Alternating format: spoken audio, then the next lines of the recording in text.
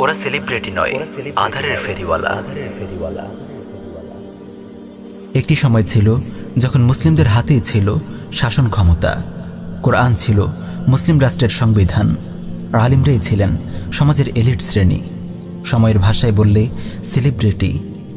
ইলম ও আমলে সজ্জিত মহান আলিমদের অনুসরণ করত মুসলিম সমাজ। কালের পথ পরিক্রমায় মুসলিমরা এখন আর শাসক নয়, তারা এখন শাসিত।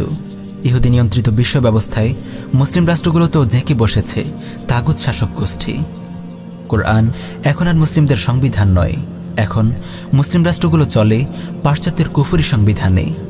আধুনিক মুসলিম রাষ্ট্রে আলিমরা তৃতীয় শ্রেণীর নাগরিক। দাজ্জালি মিডিয়ার অব্যাহত প্রচারণায় এখন বিনোদন কর্মীরাই সেলিব্রিটি।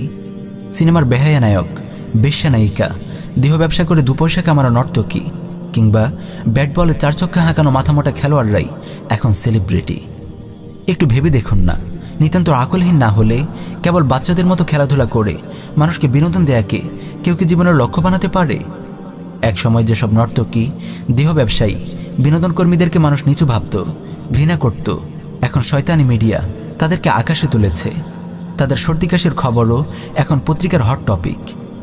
শিক্ষা দীক্ষা, চিন্তা চেতনা ও নীতিনৈতিকতার বালাই নেই এসব বিনোদন কর্মীদের।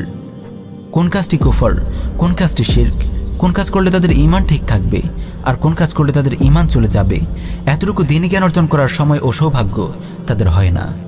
তবুও মিডিয়ার কল্যাণে তারা সমাজের আদর্শ। দেশ জুড়ে লক্ষ লক্ষ ফ্যান ফলোয়ার তাদের।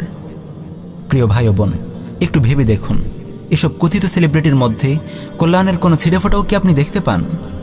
অন্যকে হারাম বিনোদন দিতে গিয়ে এরা বরবাদ করে নিজেদের মূল্যবান জীবন।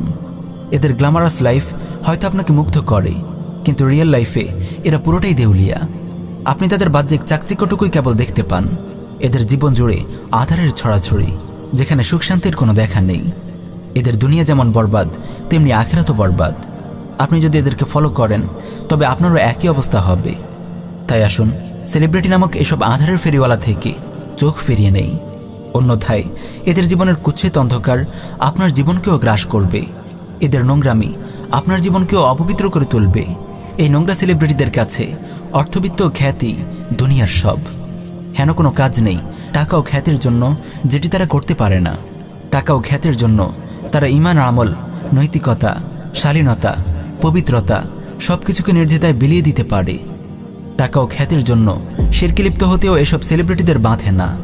তারা তো টাকা ও খ্যাতির জন্য তাদের সবকিছু বিলিয়ে দিচ্ছে, কিন্তু আপনি কেন তাদের অনুসরণ করছেন, তাদের খবর নিচ্ছেন? আপনার মূল্যবান সময় ও আবেগ কেন তাদের পেছনে ব্যয় করছেন? তাদের অনুসরণ করে আপনি কি পাচ্ছেন? ধ্বংস আর বরবাদি ছাড়া। প্রিয় ভাই, দুনিয়া ও আখিরাতের সর্বাঙ্গীন কল্যাণ লাভ করতে চাইলে আপনাকে অবশ্যই হক্কানি রব্বানি আলিমদের শরণাপন্ন হতে হবে। ফিরে আসতে হবে দ্বীনের পথে, জানতে হবে তাওহীদ, শিরক, ওয়ালাবারার মতো গুরুত্বপূর্ণ আকীদা। জানতে হবে প্রিয় নবী সাল্লাল্লাহু আলাইহি ওয়াসাল্লামের সিরাত। আমাদের আদর্শ হলেন প্রিয় নবী সাল্লাল্লাহু আলাইহি ওয়াসাল্লাম। আমাদের আদর্শ হলেন সাহাবায়ে কেরাম রাদিয়াল্লাহু আনহুম আজমাইন। আল্লাহ তাআলা বলেন, লাকাদ কানা লাকুম ফি রাসূলিল্লাহি উসওয়াতুন হাসানাহ লিমান কানা ইয়ারজুল্লাহ ওয়াল ইয়াউমাল আখির ওয়া যাকারাল্লাহা কাসীরা।